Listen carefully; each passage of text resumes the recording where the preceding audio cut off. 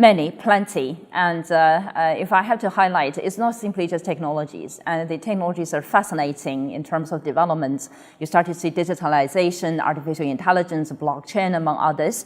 And on both ends, and innovation already happening. And particularly if you look at China, around this new industrial revolution and digitalization, it's fascinating to see the progress made so far. But it's very important that they say, how do we really grapple the opportunity, bring those technologies into the solution, particularly to address climate change issues. I think that's where the efforts is still just started, and we need to understand the technologies and really to deploy them.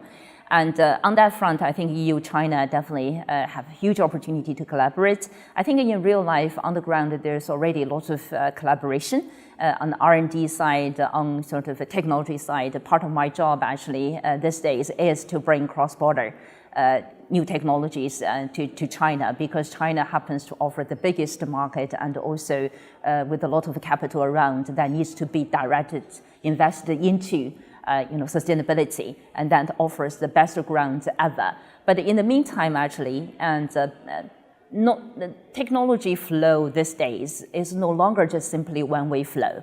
Even though I say cross-border, China remains the biggest market because the needs is urgent, right? We all know the pollution situation, the air pollution, water, including carbon emissions there. But in the meantime, actually, the learning in China in terms of having those technology, many European technologies already in China, startups, and because they see the opportunities there. So when they are deployed in China, this is sort of an interesting learning. Technology has a curve.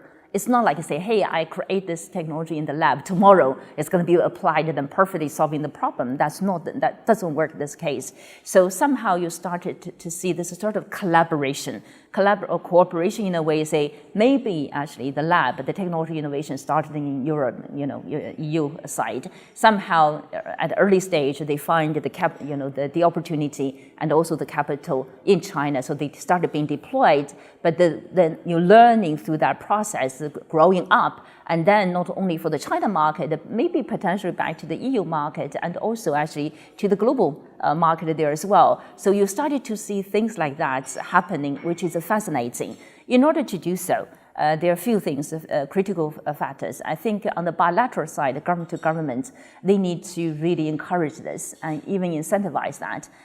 Basically saying, to bring the technology collaboration into the bilateral partnership and collaboration statements, programs, whatever, and then maybe at the regional level, which already we also have sustainable and smart city collaboration, because cities today offer the biggest market for those technologies there. And then, of course, more and more, which I would like to see more, is on the human talents part, because innovation at the end of the day is people.